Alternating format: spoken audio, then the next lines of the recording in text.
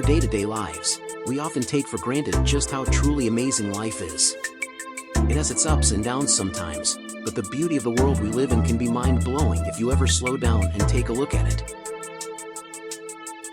Science and physics can explain a lot about the wonders of the universe, but there are still some questions that science can't answer. Is there a God? What happens when we die?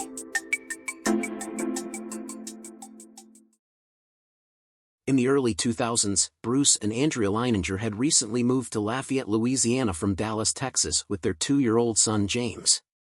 Bruce had gotten a job as a human resources manager for an oil company. Little James exhibited a compelling fascination for airplanes right from the start.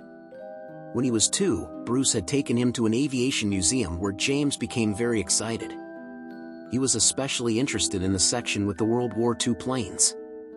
So much so, that after over an hour, he still did not want to leave. He had an inherent knowledge of aviation that amazed his parents because they didn't know where he was getting it from. His mom bought him a toy plane and said, "Look, it has a bomb on it." 3-year-old James said, "That's not a bomb, that's a drop tank." She had no idea what that was. A drop tank is an external fuel tank that is used to give aircraft a longer range, and they can be released when they are empty, or in the event of an emergency. At 2 years old, Bruce and Andrea observed that James started to have recurring nightmares. They would hear him screaming in the night, and they would rush into his room to find him kicking and clawing at the covers like he was trying to get out of something. All while screaming, "Plane on fire, little man can't get out." When his mother asked who the little man was, he said, "Me." And when his father Bruce asked why the plane was on fire, he said, "Because it got hit in the engine." Bruce asked, "Hit by who?" James replied, "The Japanese." James then described the Japanese fighters in detail. When Bruce questioned him further as to where he was flying when he got hit, he said from a boat. When he asked what boat, James said, "The Natoma." Bruce was amazed. He had never heard this word before himself. He told James, "That sounds Japanese." James, disgusted by the absurdity of his father's remark, said, "It's not Japanese, it's American." Then, when asked what kind of plane he was flying, James said, "A Corsair." James started coloring drawings, and it was always the same thing. Planes on fire, going down over water, being shot by another plane, showing tracer rounds, with a ship down below.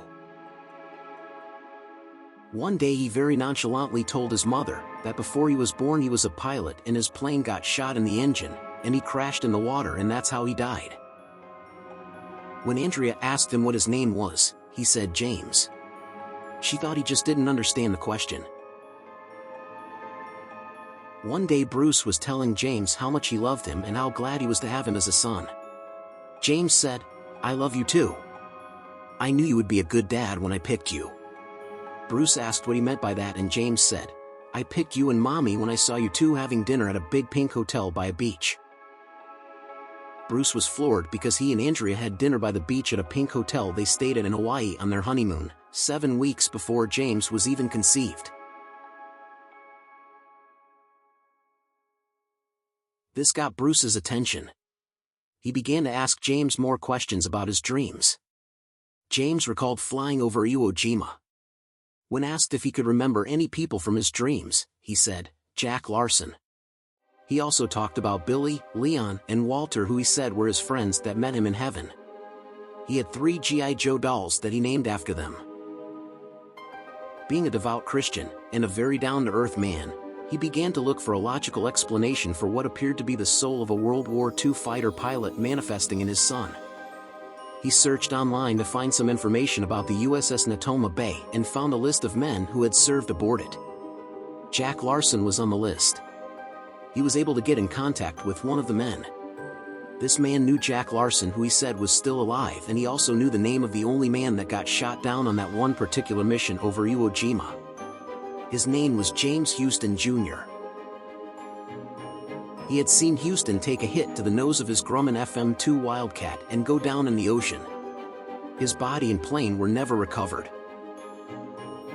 Bruce also discovered from the ship's records that Billy Peeler, Leon Connor, and Walter Dublin had all been killed on missions before James Huston was killed. These were the names of the friends that little James said met him in heaven, and whom he named his G.I. Joes after. Bruce took James to a Natoma reunion so he could meet Jack Larson and some of the other men. They were shocked when James called them by name right away. He said he recognized their voices.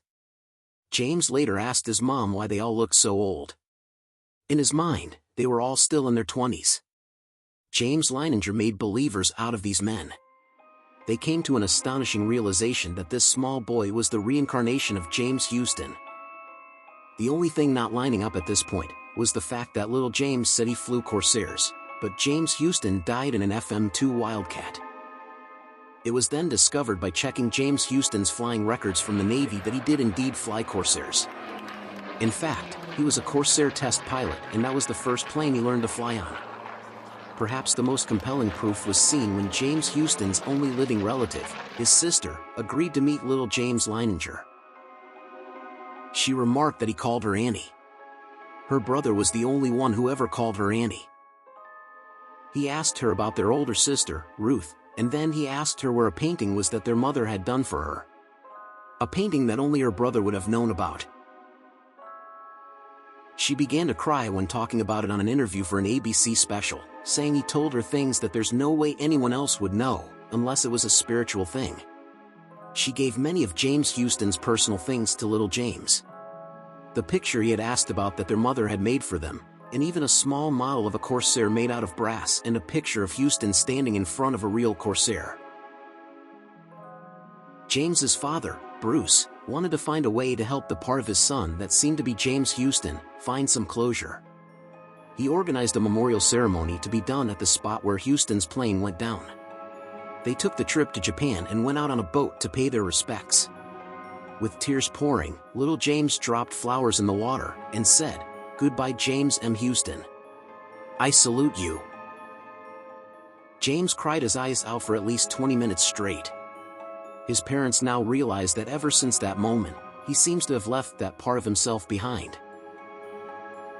James Huston was missing in action because he sunk to the bottom of the ocean in his plane and was never found. He died violently at just 21 years of age. His life was cut short.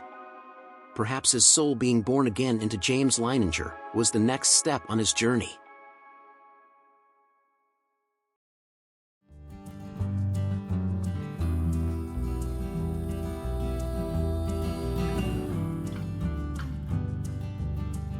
Reincarnation is a fundamental belief of many Eastern religions such as Buddhism and Hinduism, and has been for thousands of years.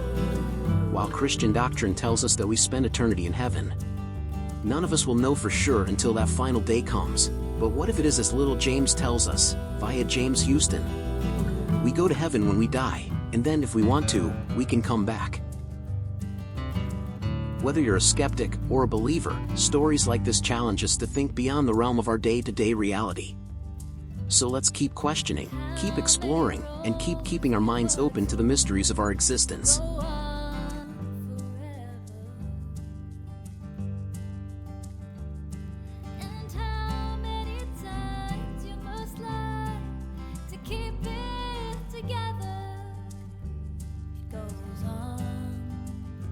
It goes on, it goes on.